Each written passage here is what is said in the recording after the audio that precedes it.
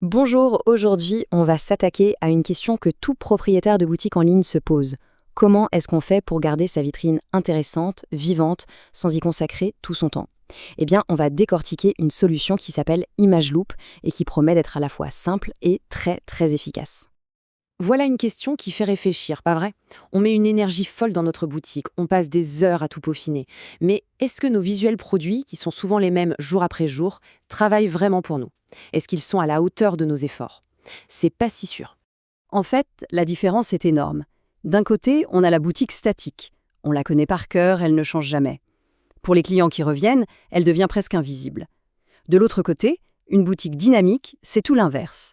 C'est une surprise à chaque visite, ça met en avant des produits ou des couleurs qu'on n'avait pas vues, et ça donne envie de fouiller, de redécouvrir. Et attention, avoir une vitrine figée, ça a un coût bien réel. D'abord, on perd l'attention des visiteurs. Ensuite, on rate des ventes, tout simplement parce qu'une super variante de produits n'est jamais mise en avant. Et puis, on ne peut pas vraiment savoir quelle image fonctionne le mieux. Mais surtout, quel temps perdu à faire des changements à la main. Alors, face à ce problème, il y a une solution qui semble évidente. L'automatisation.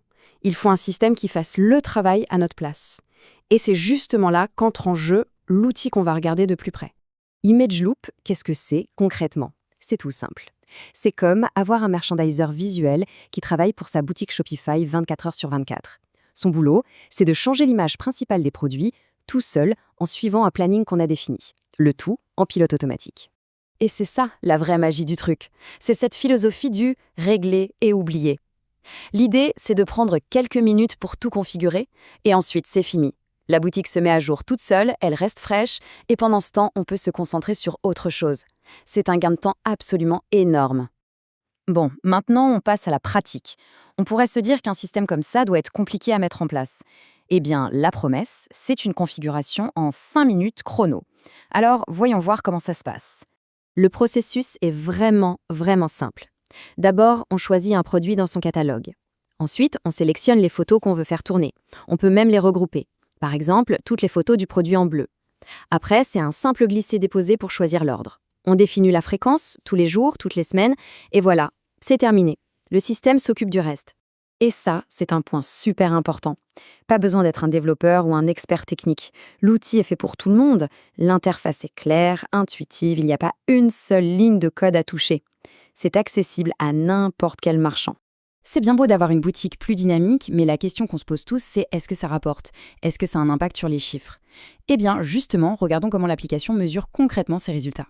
Alors voilà le chiffre choc qui est mis en avant. Une augmentation moyenne des conversions de 18%. C'est un chiffre vraiment significatif, ça veut dire un impact direct sur le chiffre d'affaires. Ok, plus 18%, c'est impressionnant. Mais ça vient d'où exactement? Pour être sûr que ce n'est pas juste un chiffre en l'air, il faut creuser un peu et voir comment cette performance est calculée. C'est ce qu'on va faire tout de suite. En fait, le tableau de bord analytique est très poussé. Il ne se contente pas de regarder les ventes. Non, il calcule le nombre d'heures de travail économisées et il met un chiffre dessus.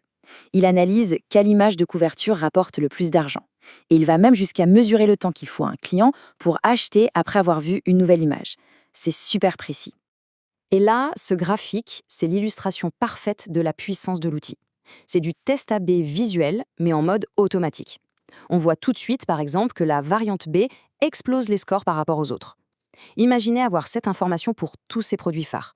C'est une mine d'or pour optimiser sa boutique. Bon, l'outil a l'air efficace, les données sont là. Parlons argent maintenant. Comment ça se passe au niveau du prix? La promesse, c'est une tarification claire et sans surprise. La structure est assez classique, ça dépend du nombre de rotations dont on a besoin. Mais ce qu'il faut vraiment noter, c'est le forfait gratuit. Il permet de faire tourner les images de 3 produits sans payer 1 centime et sans limite de temps. C'est parfait pour se faire une idée et tester l'impact réel. Et ça, c'est peut-être le point le plus important de tous. Même avec le forfait gratuit, on a accès à 100% des fonctionnalités. Oui, y compris tout le tableau de bord analytique super détaillé qu'on a vu juste avant. La seule différence entre les forfaits, c'est le nombre de produits, pas la puissance de l'outil.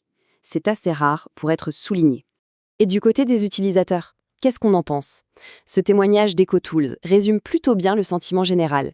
Les mots qui reviennent sont simples, fonctionnels, et surtout, le fait que ça réponde à un vrai besoin. Un besoin que d'autres applications ne semblent pas couvrir.